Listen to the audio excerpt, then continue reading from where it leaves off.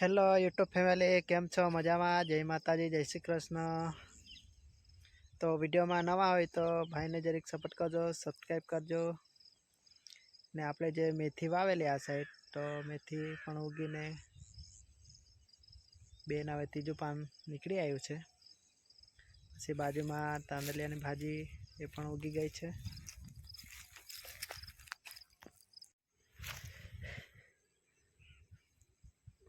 મેથી પણ ઉગી ગઈ છે। પછી આ તાંદલિયાની ભાજી પણ ઉગી ગઈ। બે કિયાળી તાંદલિયાની ભાજી છે, બે કિયાળી મેથી ને આ બે કિયાળી ધાણા છે। તો ધાણા પણ ઉગી આવ્યા છે। તો નાના નાના દેખાય છે ધાણા।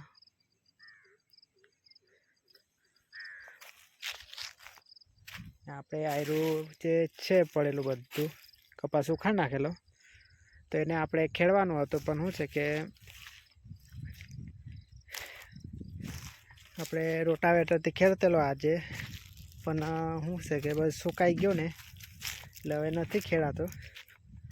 તો એટલે તમે આ ખેડી જોયું, ટ્રાય મારી જોઈ, પણ હવે જમીન સુકાઈ ગઈ છે એટલે નહીં। એટલે કાલે આને પાણી વાળવાનું પ્લાનિંગ છે। સવારે 5 વાગે લાઇટ આવે છે અને પાણી છોડીને ભીનાવી દઉં, પછી 5-6 દિવસમાં પછી થોડું સુકાઈ જાય એટલે એને આપણે ખેડી નાખીશું।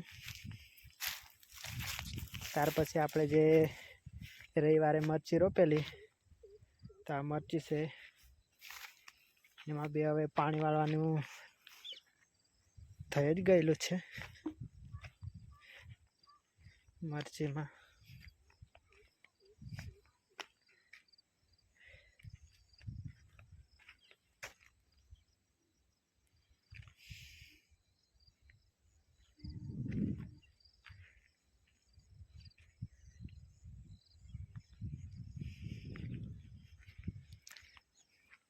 કાલે નહીં તો પરમ દાડેમાં મરચીમાં પાણી આપણે છોડી દઈશું।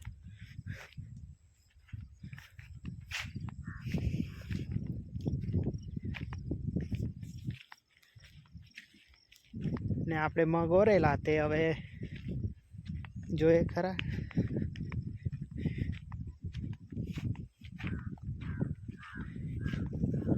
બે પાનના છે કે 3 પાનના જોઈ લઈએ આજે।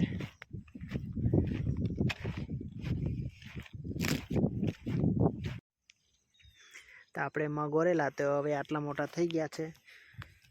હજુ તો એમ તો 2 જ પાનના છે।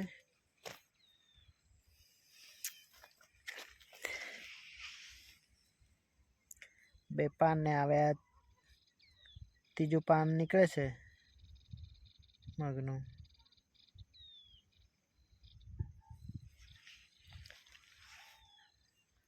મગ તો મસ્ત હોઈ ગયા છે।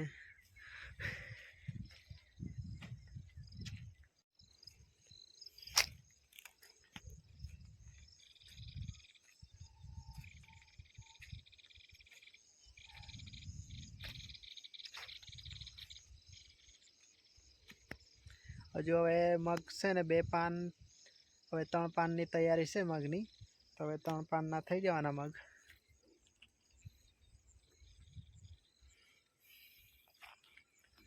તો હવે આપણે વિડીયો લાંબો નહીં કરતા, તો મળીશું કાલે નવા વિડીયોમાં। જય માતાજી અને જય શ્રી કૃષ્ણ બધાને। અને વિડીયોમાં નવા હોય તો જરા ચેનલને સબસ્ક્રાઈબ કરી દેજો।